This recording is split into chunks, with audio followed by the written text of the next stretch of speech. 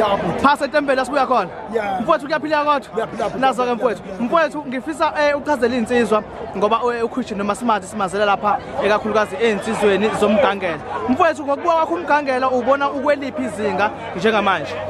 umgangela mfowethu usezingeni elikhulu eliphezulu kakhulu manje akusefana naseqaleni yeah mangabe ngoba siye sabona uhamba indawo eziningi ehlukahlukene siphinde sikubone noma ufike lapha kwelakithi kwelamabhenya phasa South Coast eMkhomazi mfowethu ukuzwa kunjani asiqala ukubuza lokho kodwa afisa ukuthi ucacise emva komdlalo noma emva komcimbi esibe nawo lapha eMkhomazi eSangcwaba ukubona kunjani mfowethu ukubambisana kwenduna nezinsizwa ze-South Coast nase-North Coast kungijabulisa kakhulu mina ukubambisana kwezinsizwa zaphesha kothukela nezangapha eMkhomazi sibambisana nje kakhulu ngiyajabula kakhulu ngoba lokhu kukhanda umsizwa bukhanda isizwe sakithi sakwaZulu yes siyabonga kakhulu mfowethu cha mfowethu kunababuzayo angisho ukuthi mkhulumele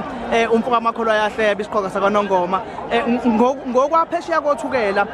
umdidiyeli noma induna yensizwa ivumelekile yini ukudlala mayifika emgangeleni no umdidiyeli akwazi ubhuti uphakela umdidiyeli wensizwa yebo so akanalo igunya lokudlala emgangeleni masike emgangeleni akwazi ukudlala insizwa uma bezofuna uphakela ngihamba naye mina njengoba enduna yami umdidiyeli yes lo kahle kahle mangabe ifuna ukulisa uphakela lo isukuliswa mina ufuna ngiphume beyodlala mina hayi akadlali ngibonga nje ukuyicacisa mfowethu ngoba kuningi la sithola khona imibuzo abantu bebuza ukuthi uphakela udlala nini thina siyayiqonda ukuthi ungumdidiyeli wamabutho aphinde abe yinduna yensizwa njoba futhi ekunye enqala ukuthi ucacise ukuthi njoba nisuke nilibutho kanje yanizinsizwa nivilela ngale ndlela anibona bakwaNongoma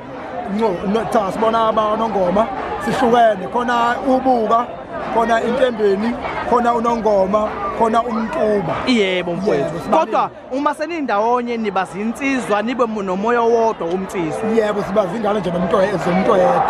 ngiyabonga kakhulu uKing Push mfowethu siyabonga kakhulu mfowethu yebo mfowethu